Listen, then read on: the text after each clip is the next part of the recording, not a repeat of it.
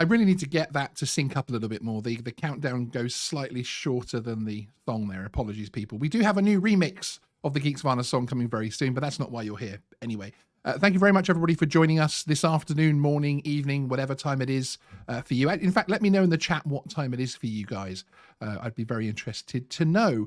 Just very quickly, shout out to everybody that joined us early and is now in the live chat as well. I really appreciate you all coming along.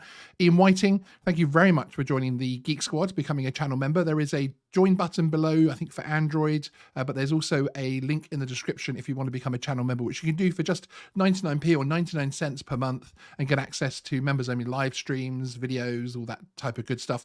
You also get a little emoji after your name that, as you can see, that Ian now has, and access to member only emojis, which are being updated very soon, actually. Lots of different times. Dave Jones, 5 a.m. wink, 10 to 4. Okay, that's obviously over on the mainland of Europe. 9:50 a.m., etc. Lots of different times. Crikey, thank you very much for joining us. I really do appreciate it. And a special shout out to Drone Modelissimo, who said hi there in the chat. Great to see you, sir. Hope you're well. A big fan of your work.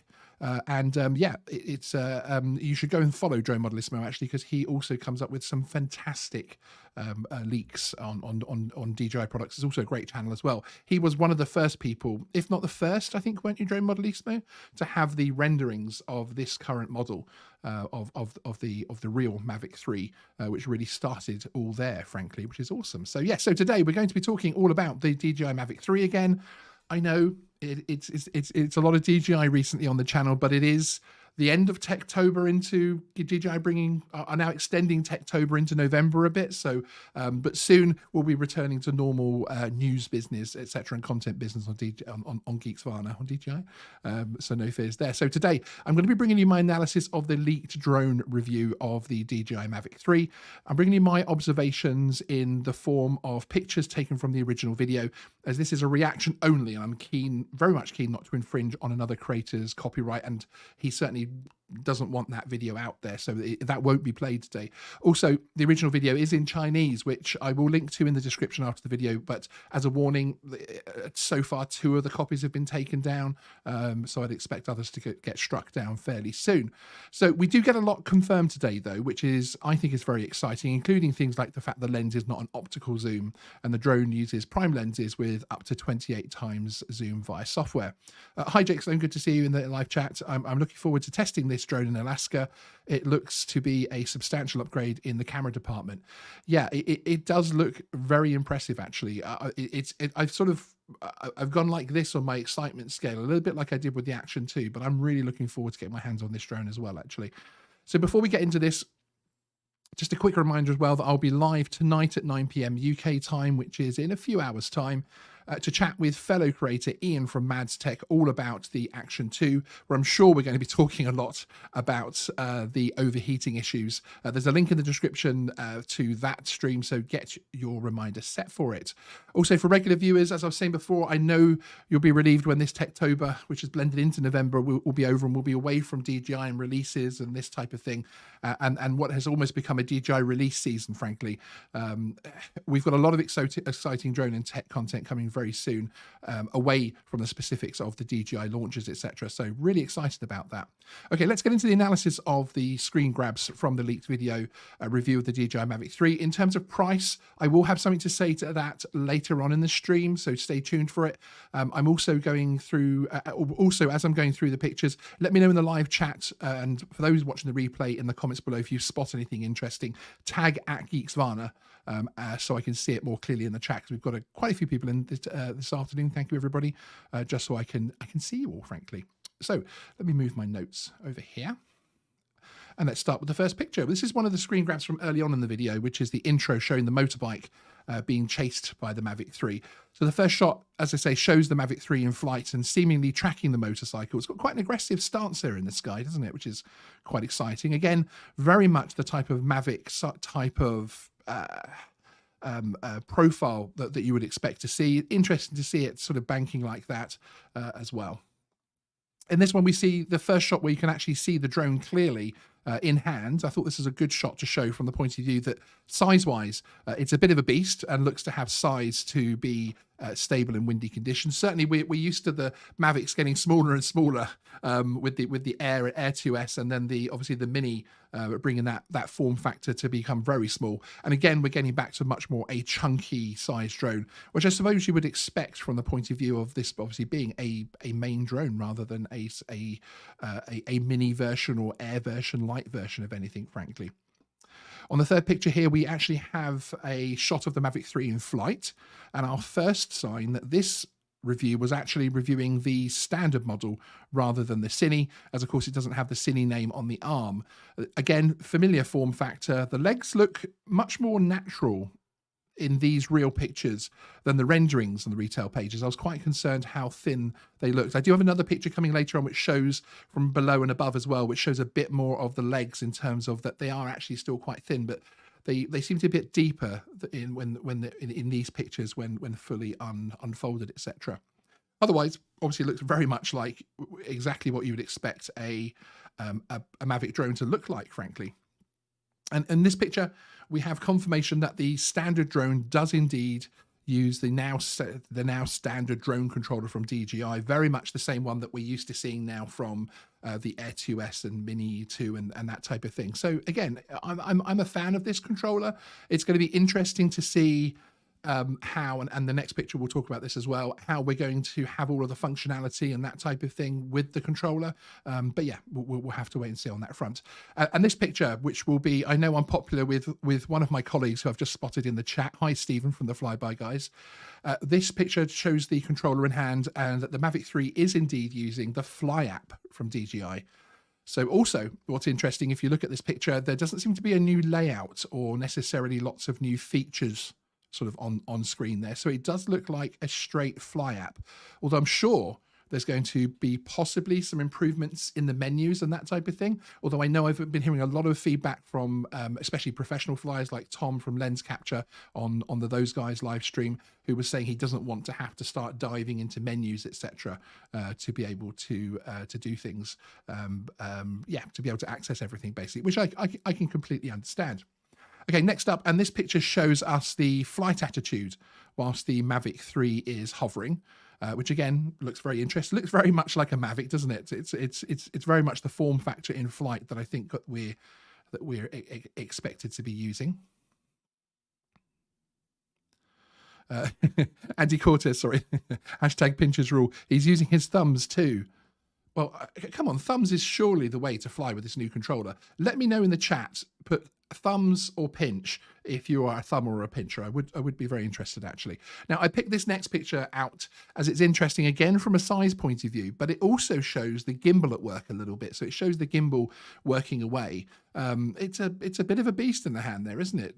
Again, the arms in real terms look a little bit chunkier from the point of view, look a bit more secure from the point of view of comparing those to the renderings that we had previously. And this, of course, is what has to be one of the most standard shots that every single drone review includes, which is the wonderful in-flight looking up perspective, showing an awful lot of the drone, which is cool. Which again shows the form factor in the air. And as I say, I chose this picture basically because it looks a bit cool, frankly. I think so. It's nice work. This next one shows the drone folded away, which I think was quite interesting. Again, to show the size. Again, it does show the large gimbal on the front, which I think possibly helps to explain as well that whole sort of, I don't want to say the word GIMP, especially, but I just did. But it explains that very serious, mean-looking lens cover, which also, of course, pinches in the props as well and keeps it all together. So, you know, it's interesting to see just how big that camera and gimbal is hanging off the front of it, frankly.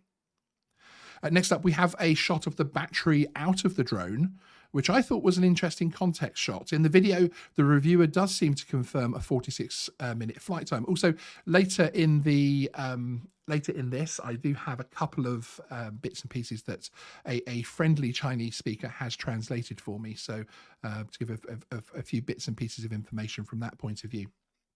I'm seeing a lot of thumbs coming up in the chat there. Thumbs, thumbs, thumbs. Yeah. Doc Murdoch, hi, great to see you, Chris. I'm surprised how far down the front arms droop. You would think they would move the front motors up to help keep the props out of the camera view.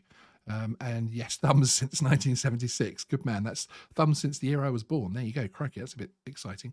So yes, I think looking at the angle of the gimbal, Chris, I think that if I pop back to this one, I think it's just far enough forward that it's not going to have that issue. But again, obviously, until we have it in hand, we don't know, frankly. And picture 11 is again showing it from the rear folded, but without a battery loaded inside. So it shows that there's essentially a flap, as you can see there, which is above where the battery slots into, which again, I think is quite interesting. It's another view that we haven't seen yet, basically. One issue which came up on our video, which showed the retail renderings, which was out last week, is the battery count. In the Fly More combo packages, the retail photos, as far as the ones we were shown to be the retail packages, the Fly More combo packages seem to show only 2 batteries, as opposed to the usual 3 batteries. We would all expect a Fly More bundle to have the 3, certainly. However, despite the charger throwing the 3 spaces, the video does seem to only show 2 batteries at any time. So that's interesting, isn't it, really? We'll have to wait and see. Again, this picture, another still from the video, I think is an interesting one to show the different angle and to show the size of it next to the controller. Of course, you know, people are different sizes, so we don't know if this chap's 5 foot or 8 foot, but certainly next to the size of the controller that we know well, you can start to get more of a bit here. So to be able to see that, frankly. Okay, next up, this is another in-flight shot, which again is looking at the arms, which I think show, if you look at the left front arm there, it's just closest to the camera, it does show that they are fairly thin, frankly, which is interesting. As Doc Murdoch was saying, as far as the arms coming quite far forward, I think looking at the gimbal here and looking at where the props are actually spinning, I think it looks like it's going to be okay. As well as the sensors you can see here. You can see the sensors at the back, which obviously are just blurred with the bokeh there, and the ones at the front, which obviously seem to give the 360-degree obstacle avoidance effect, basically. So it'll be very interesting to see how obstacle avoidance is, frankly, on this drone. Very, very interesting. Next, we've got a shot from below, which is whilst the drone is in flight, which shows, again, a very familiar look to the Mavic series with the usual sensors, etc., which I don't think, you know, I don't think they needed to necessarily redesign the wheel here from the point of view of, reinvent the wheel, rather, from the point of view of, you know, the Mavic series, the Mavic 2 Pro, it is a good form factor. It does work. So we didn't necessarily need to see everything, you know, to be completely new and different. So, but it is interesting to see similar sensors to what you would expect here. Now, this picture gives us a clean look at the rear of the drone again, showing the rear loading battery and the rear sensor at the top of the drone, showing an angle to give a much wider field of detection for obstacle avoidance. So even from down below where we're taking the picture here, you can see the bug-eyed sort of fish lens of the obstacle avoidance there. So next up, we have a gratuitous shot of the front of the drone showing the Hasselblad logo, etc. I just thought this was a really cool shot, frankly, so I included it. And next up on this one is an interesting shot as it again showed the aircraft folded in hand. And to me, it really does show how chunky the camera and gimbals are. I think it really does start to give you an impression of just the sheer size of this drone. We've got the FPV drone in the background there as well, which you can kind of gauge size from, which I think looks pretty cool. Doc Murdoch, Geeksvana, looks like the sensors may have a small blind spot directly at 90 degrees to the drone. Yeah, it's interesting actually. In this video, they do confirm that that it's a fisheye lens that's actually protruding out, because in fact he does warn about potential scratches, etc. But yeah, it's going to be interesting to see, isn't it, when we see these in hand, and certainly I'll be hoping to get one fairly soon. Although I'm trying to resist from the fact that it won't have a C label here for the UK. But anyway, you know, there is still advantages to having it as a YouTube channel for the international audience as well. But we'll have to wait and see. Up next, Pic 20 shows another view of the drone in flight with the sensors showing and the battery lid, which is obviously showing here where you can actually pinch the two sensors. I'm going to talk about this in a second, the next photograph as well. You can see one of the buttons here on the right below the sensor, but you've also got two further sensors at the top, which is interesting as well. And on this shot directly from behind, you can see the drone again showing, it almost looks like a frog from the rear. There always has to be some kind of animal impression somewhere on a drone, doesn't there? There seems to be a movable panel in between the two sensors, which you can see there. Now, this could be for the SD card, although I'd expect that to be sat on the body of the drone and on the side somewhere. Or it also could be to support the rear loading battery. It could be another part that actually clicks into place and actually holds it still. As with the other rear shots, you can see again the two release pins either side to show you how you seem to be able to release the battery basically. And then shot 24, again, this is just an interesting one. Doesn't really tell us anything we didn't know from the last pictures that we put out last week. There are going to be sets of filters coming with the drone. This is again, the standard one. The Cine seems to have two sets, but this is the standard set. And the leaked retail pictures show that obviously these filters do come with it, as I was saying. So there we go. So there are a few pictures that I have taken from that video. As I say, we're not playing out the full video today because one, it's somebody else's copyrighted video, frankly, and I'd like him to enjoy the uptake when his video goes live officially, but it has been removed completely. So it's something that we'd like to respect. I will put a link in the description below to where you can find the video should you want to view it. But as I say, it is getting taken down an awful lot, many times. Let's have a look in the chat to see if anybody else has spotted anything. Snapshot drones, the rear props look like they sit nicely when folded away on the body, so no possible deforming. Yeah, I know what you mean. Here you can see that they do, obviously they're sticking out there, but from the point of view of once that gimbal guard is on the front, and the picture I've seen of the gimbal guard on the drone, it does just envelope those rear blades to keep them tucked in. And as you say, the Snapshot drones, good to see you, by the way, it does look like it does keep them nicely tucked in, so you're not going to get the warping there, which is good, which is very exciting. So yes, so there we are. Let's have another quick run through of these pictures one more time. So here we have, for anybody that's just joining us, here we have the drone that was from the introduction, again in quite an aggressive stance following. And as we're looking through these, I will bring you some key points from the translation, little bits of translation that I managed to get. So some of the highlights: the return to home apparently is more advanced, and it actually scans to find the best and safest route home, which is obviously different to the Mavic 2 Pro. The zoom is ×2, ×4, ×14, and ×28. Sensors are fisheye and protrude, as I was stating before, and apparently the reviewer does state that it's easy to get these scratched or damaged like the 360 camera lenses.